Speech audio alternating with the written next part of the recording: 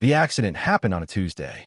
I know, it was a Tuesday because I had been running late for a 7 a.m. site walk at the Callaway Bridge construction project, the biggest contract my company had ever landed, the one that had been consuming my life for 8 months. And I remember thinking, as the black SUV ran the red light at the intersection of Fifth and Harbor, that I had never once in my adult life been late for a site walk, and that this was going to be the reason I started. Then the impact, then nothing, then light. The specific underwater quality of fluorescent light filtered through half-closed eyelids. The smell of antiseptic. The sound of a monitor doing its slow, patient work. Then a voice. "You're awake." I opened my eyes. She was sitting in the chair beside the hospital bed. Not standing, not hovering, sitting with the particular stillness of someone who had been there long enough to settle into the waiting. She had dark hair pulled back from a face that was composed in the way of someone who has been managing their expression for hours and is tired of it, but has not stopped. She was holding a paper coffee cup in both hands. Her eyes, dark brown, very still, the kind that are always doing more than they appear to be doing, were watching me with an expression I couldn't immediately name. I knew her face. I had known it for 2 years. Elena Varo, my boss's wife. "Mrs. Varo," I said. My voice came out wrong, dry, disused. "Elena," she said. "We've met enough times that you can call me Elena." I tried to sit up. The headache arrived with an authority that strongly advised against it. "Don't," she said. "You have a significant concussion and 2 cracked ribs. The doctor wants you still for at least another 6 hours." "How long have I been here?" 18 hours. I looked at her. The question arrived before I could manage it. "Why are you here?" Something moved across her face, a sequence I couldn't read yet. "The hospital called the office. Markovas in Frankfurt."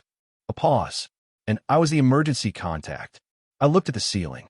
Marco Vero, my employer, the man whose name was on the company that had built the Callaway Bridge contract from nothing, the man who had hired me 3 years ago and given me more professional attitude than I'd had anywhere before, and who I respected with the complicated, slightly wary respect of someone who understood they were working for a man with more dimensions than he showed at the office. I was on his wife's emergency contact list. I didn't remember being put there. "I'm going to need to call."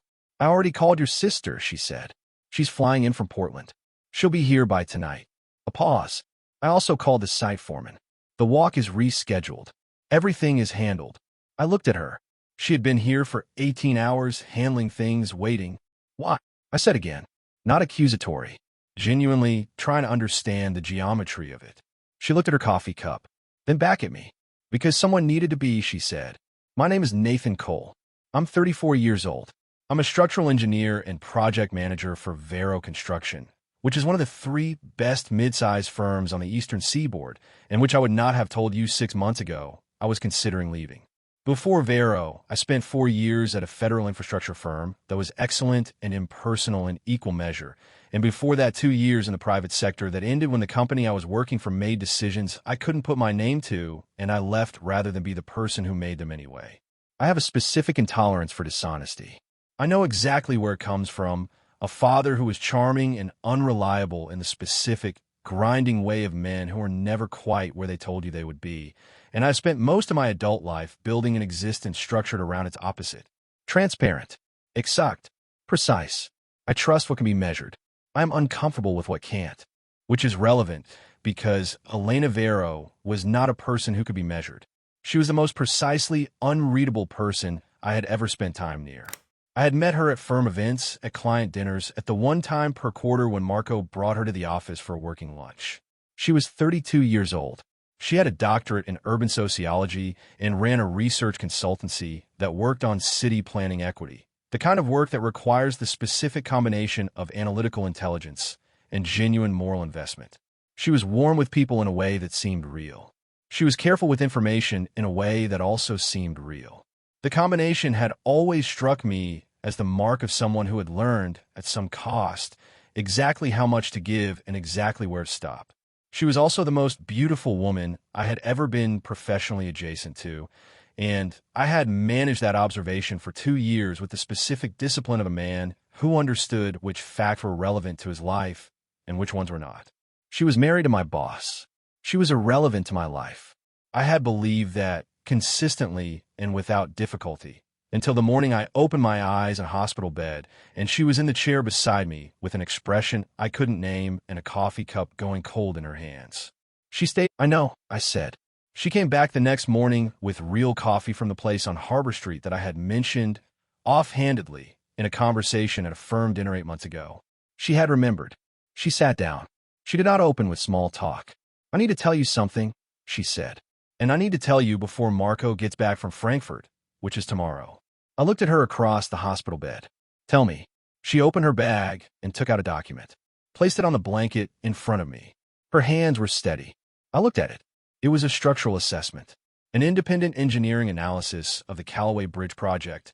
Not the one Vero Construction had filed with the city, not the one I had been submitting progress reports against. A different one.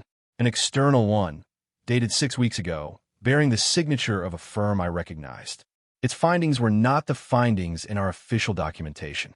The findings showed that a critical load-bearing specification in the bridge's foundation design, a specification that had been approved at the executive level above my pay grade before I had been assigned to the project, was significantly below safety code for the water table conditions at the site. The bridge was going to fail. Not if it was built to spec. Not eventually.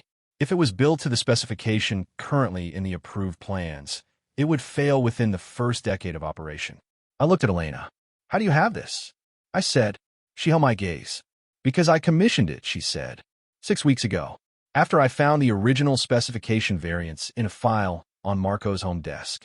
A pause. A file that also contained correspondence showing he knew about the variants before the project was awarded. The room very quiet. The monitor doing its patient work. He knew, I said. Yes. And he approved the project anyway. Yes. I looked at the ceiling. The specific cold vertigo of a structure you thought you were standing on revealing its actual load-bearing capacity. Nathan, she said. Her voice was steady, and something underneath the steadiness was not. I've been sitting with this for 6 weeks. I've not been able to go to anyone because the moment I do, everything, she stopped.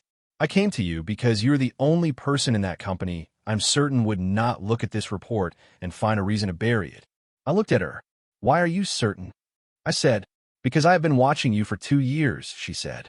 And in 2 years, I have never once seen you make the easy choice when the right choice was available. The weight of it, the complexity of it.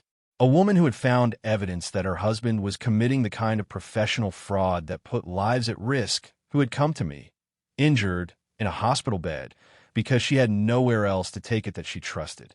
There's more, she said. And when she told me the rest, everything I thought I understood about the last 3 years of my professional life went very quiet and then very loud. I left the hospital on a Thursday. The drive home was Elena. She had simply arrived at checkout with her car, and I had simply gotten in because my sister had a flight to catch, and because the two of us had spent 3 days in a hospital room building something that I didn't have a clean name for yet, but which had already restructured the architecture of how I moved through my life. She drove well, efficiently, without performing it the way she did everything. Where do we go with the report? I said, that depends on what you believe the right next step is. What do you believe? She kept her eyes on the road. I believe that a bridge people are going to drive on needs to be built correctly or not built at all. I believe that the person responsible for approving a variance he knew was dangerous should be held accountable. A pause. I also believe that the moment this becomes public, my life as I currently understand it is over.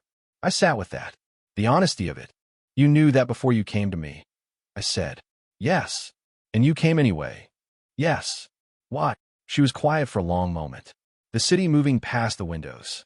Because staying silent was the version of myself I couldn't live in, she said.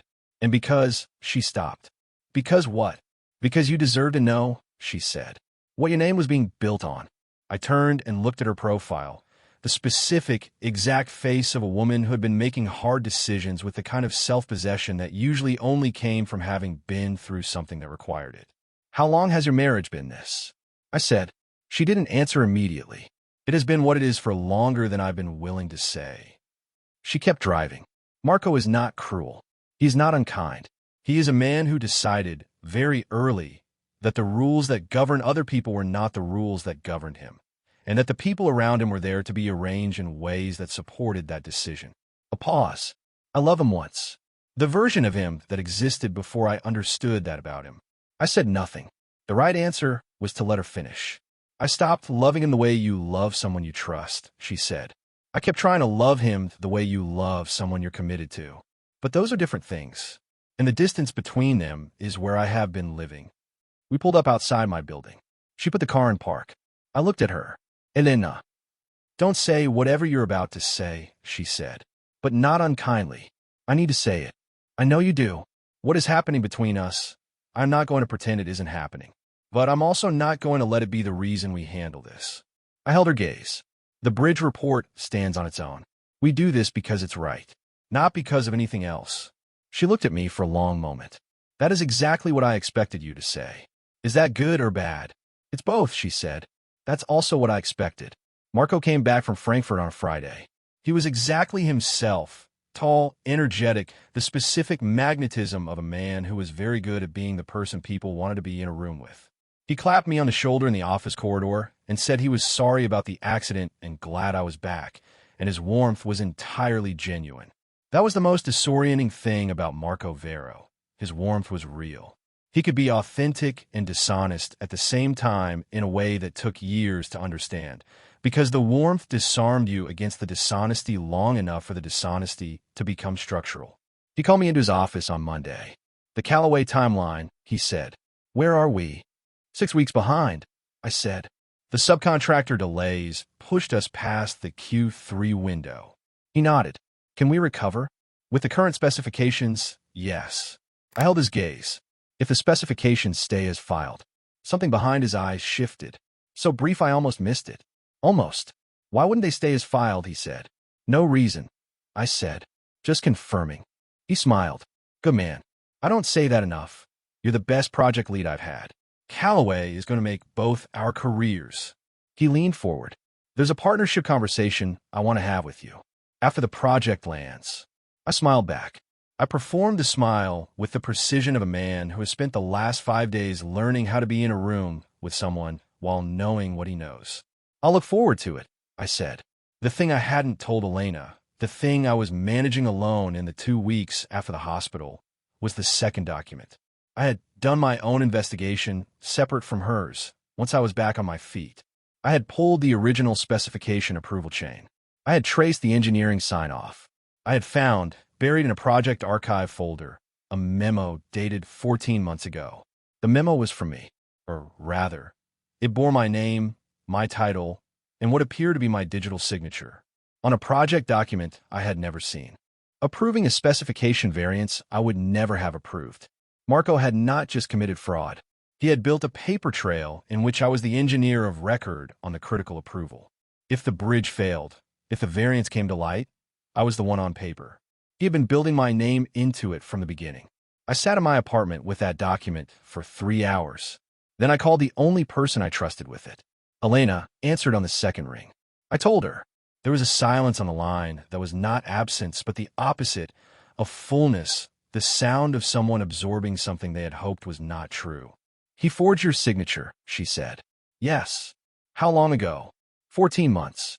2 months before I was assigned to the project. Another silence. He designed the assignment, she said. He put you on the project after he had already built the paper trail. Yes. Nathan. Her voice was very controlled. He was going to let the bridge fail and let it land on you. Yes. That is not a man making a business decision, she said. That is a man who is willing to let someone go to prison for his choices. I know. Declan. She stopped. Wrong name. A name from somewhere else in her life. Nathan. I'm sorry. It's all right. It is not all right, she said. None of this is all right. A long exhale. What do? We go to the City Engineering Authority, I said, with both documents, yours and mine. We go before the project reaches the foundation pour, which is 9 weeks away, and we stop it. And Marco becomes a legal problem, I said. That's what happens. She was quiet for a long moment. If we do this, you lose the job. The job was already a fiction, I said. You lose your professional standing while the fraud investigation runs. I know, and I lose, she stopped. I lose everything I built inside the choice I made 6 years ago. I held the phone and felt the specific weight of 2 people standing at the edge of something irrevocable together. Elena, I said. Yes. You already made the choice when you commissioned that report, I said. You made it 6 weeks ago, alone, before any of this. You just haven't moved yet. A long silence. Then, I know, she said. I've been waiting to be less afraid. Are you less afraid? No, she said. But I'm done waiting. Marco found out we had met with the city engineering authority on a Thursday afternoon. I don't know how. Either the authority had a contact, or he had been monitoring Elena's movements, or the specific instinct of a man who has been managing a dangerous situation for 2 years triggered when something in the arrangement shifted. He called me at 6 p.m. His voice was the room-filling warmth of a man who has decided on a tone and is using it as a weapon. Nathan, he said, I think we need to talk. I think so too, I said. Tomorrow morning. My office. Just us. I'll be there, I said. I was not afraid of him. I was something more complicated than afraid. I was the specific, cold clarity of a man who has understood the geometry of a situation fully and has decided to stand in it. I called Elena after I hung up. She didn't answer. I called again. Voicemail. I texted. No response. I drove to the house. Marco's car was in the driveway. The lights in the living room were on.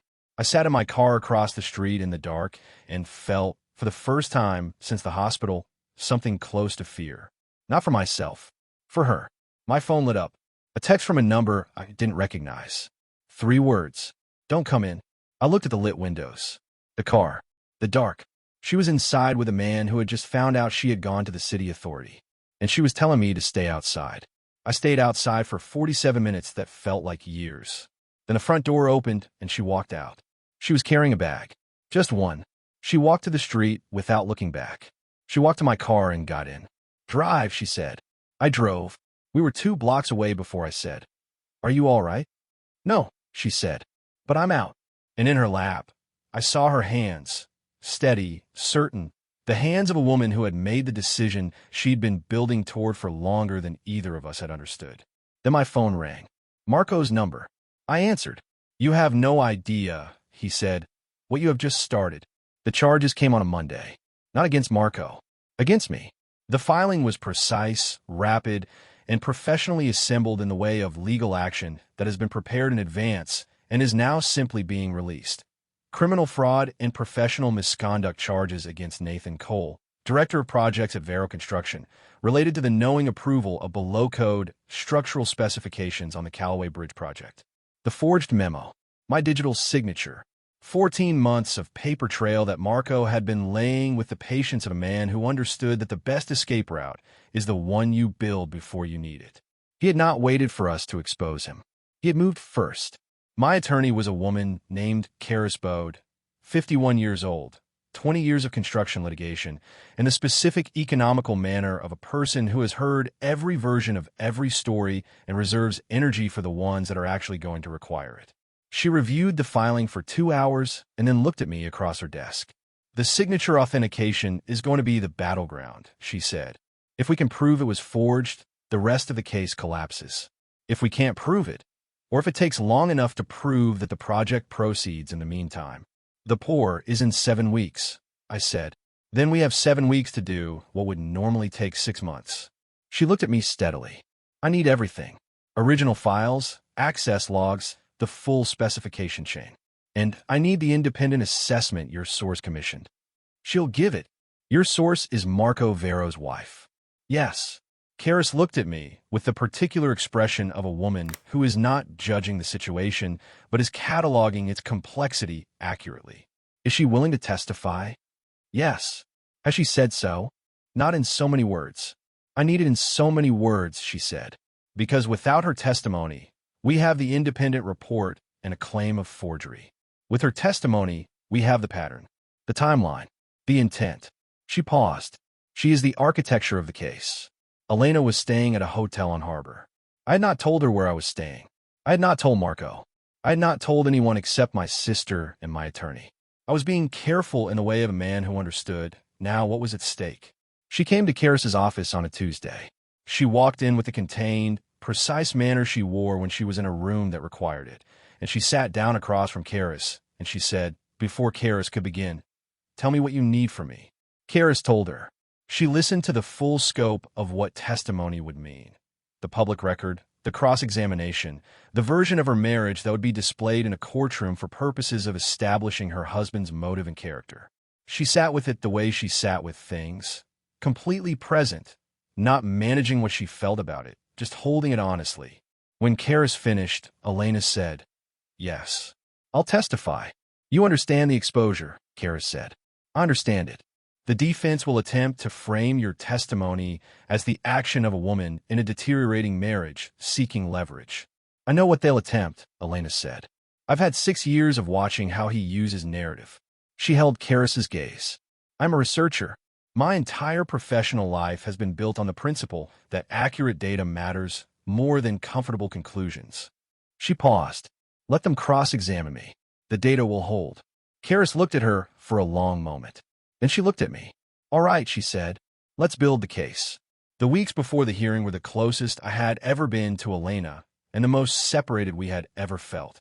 Karis had advised, correctly, that we not be seen together outside of legal preparation. Any appearance of personal involvement would be used to undermine her testimony and reframe the case as a romantic vendetta rather than a professional fraud disclosure. We communicated through the attorneys. We passed documents through secure channels. We occupied the same legal proceeding from separate corners of it. I missed her in the specific, unfamiliar way of someone who has not previously understood what it means to miss a particular person rather than a category of company. I had been alone for a long time in a way I had not found uncomfortable. I found it uncomfortable now. I ran every morning. I slept badly. I worked through the technical documentation with the focused intensity of a man who needs the work to have somewhere for the feeling to go. Marco's legal team was formidable. His lead attorney, a man named Prescott who had the courtroom presence of someone auditioning for a film and the actual competence of someone who had been doing this for 20 years, began a public campaign in the legal press to establish a narrative. A gifted CEO betrayed by an ambitious project director who, when caught, had turned to the CEO's estranged wife for cover. It was a good narrative. It had the advantage of containing just enough proximity to the truth to be plausible. The night before the hearing, I could not sleep. At 11 p.m., my phone lit up. "Elena." A text. "Are you awake?" I replied, "Yes." A pause. Then, "I want to tell you something that has nothing to do with tomorrow." I waited. "I have been thinking about what you said in the hospital, that I came because someone needed to be there." A pause. "I think I need you to know it was more than that. Before any of this, before the report, before the decision, I came because when I found out you were hurt, I could not be anywhere else. I didn't examine it. I just came." Another pause. "I'm telling you now because tomorrow everything gets very loud, and I wanted you to have the quiet version of it first." I held the phone in the dark of my apartment. "I know," I wrote back. "I'm known for a while." "Are you afraid?"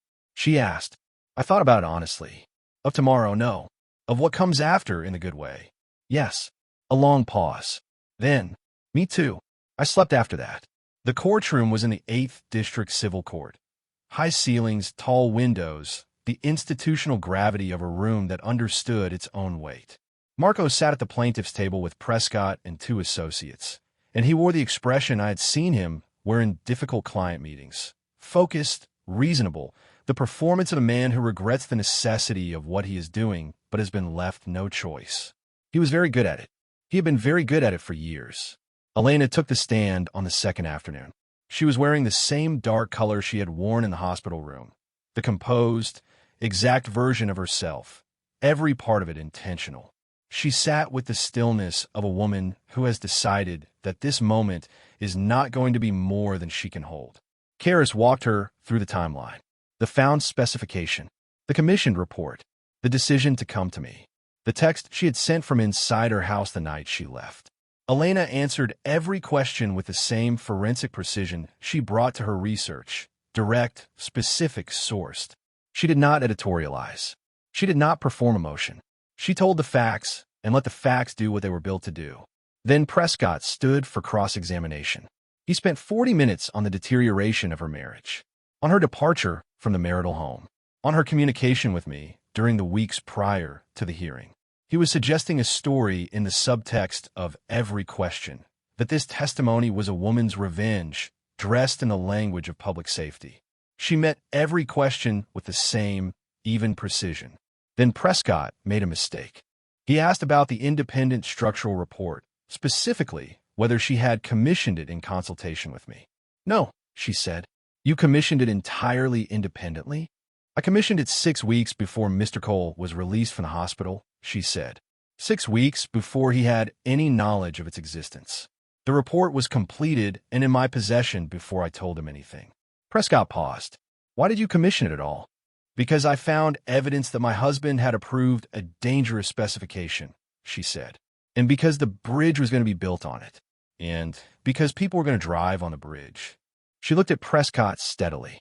That seemed sufficient reason. Not because of any personal motivation. I have a personal motivation, she said. It is the same personal motivation I have had for every piece of research I have produced in 12 years of professional work.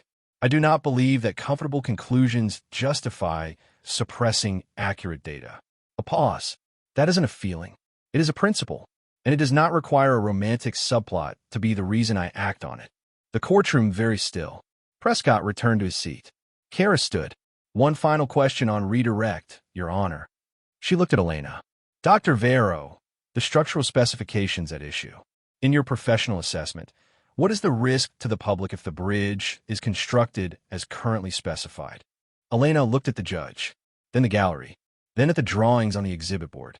Within 8 to 12 years of operation, she said, under normal load conditions and given the documented water table variance, the probability of a significant structural failure is approximately 63%. She paused. A failure of this type, on a bridge carrying this volume of daily traffic, would be catastrophic. The room absorbed it. 63%. I looked at Marco. For the first time in the proceedings, the performance wavered. Not visibly. Not to anyone who hadn't spent 3 years learning to read the version of him that he didn't put on display. But I had. And what I saw underneath the performed regret, in this moment, was not fear of consequence. It was the specific, awful expression of a man who had known the number and had approved the specification anyway. The gavel came down for recess, and in the gallery, 3 rows behind me, a woman I recognized from the City Engineering Authority stood up and walked toward the plaintiff's table with a document in her hand. Kara saw at the same moment I did. She was moving before I understood what was happening. The woman was from an independent review board. The document was an emergency stop work order for the Callaway Bridge project. The pour was not going to happen in 7 weeks. The pour was not going to happen at all. The verdict took 4 days. I want to tell you what those 4 days felt like. The specific experience of a man sitting inside a legal proceeding that will determine the shape of the next several years of his life, unable to do anything more than he has already done, waiting for the evaluation of evidence to arrive at its conclusion. It felt like the final inspection of a structure you have built correctly and cannot control anymore. You know the load-bearing elements are sound. You know the foundation is right. But the building is no longer yours to stand inside. It belongs to the judgment of people who will walk through it without you, test what you built without you, arrive at their conclusion without you. I went back to my apartment each night and ran in the mornings and read in the evenings and answered my sister's calls with the specific, honest reassurance of a man who is afraid and has decided to be afraid cleanly rather than performing calm. Elena was in a hotel downtown. We did not see each other. Karis had advised it, and she was right, and I hated it with the specific, quiet intensity of a man who has discovered at 34 what it feels like to want to be somewhere and not be allowed to go there. The verdict came on a Thursday morning. The charges against me were dismissed on the grounds that the prosecution had failed to establish the authenticity of the digital signature. Karis's forensic technology expert had dismantled the signature evidence in 6 hours of testimony that left the court's technical questions resolved clearly in my favor. The City Engineering Authority announced, simultaneously, a formal investigation into the Callaway Bridge specification approval chain. The investigation named Marco Vero as the primary subject. Marco's attorney filed a civil countermotion the same afternoon. It was reflexive, and it was not going to succeed, and everyone in the room knew it. But it was the action of a man who had been fighting from a position of control for so long that he did not know how to stop moving. Kara shook my hand outside the courtroom. "You're clean," she said. "The professional impact is going to take time to manage, but the record is clear." "How long?" I said.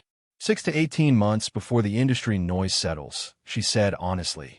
You'll lose some opportunities in that window, but the right firms will read the record accurately. She paused. You did the right thing. Those tend to be the stories that age correctly. I thanked her. I walked outside. Elena was on the courthouse steps. She was wearing her coat against the November cold, hands in her pockets, looking at the street with the expression of a woman who has been through something and is standing at the edge of what comes next. She heard me and turned. We looked at each other in the November morning. It's done, I said. I know, she said. I heard. You should have been inside. I couldn't sit in that room any longer, she said. I've been sitting in rooms and managing things for 6 years. I needed to be outside for this part. I came down the steps, stopped in front of her. Elena, I said. Declan, she stopped. The wrong name again. But this time she didn't apologize. She looked at it, the slip, with the honest, assessing gaze she turned on everything that told her something true. I keep saying that name, she said quietly. There was a man before Marco. He died 3 years before I met Marco. She looked at me. He was a structural engineer. I stood very still. He would have done exactly what you did, she said.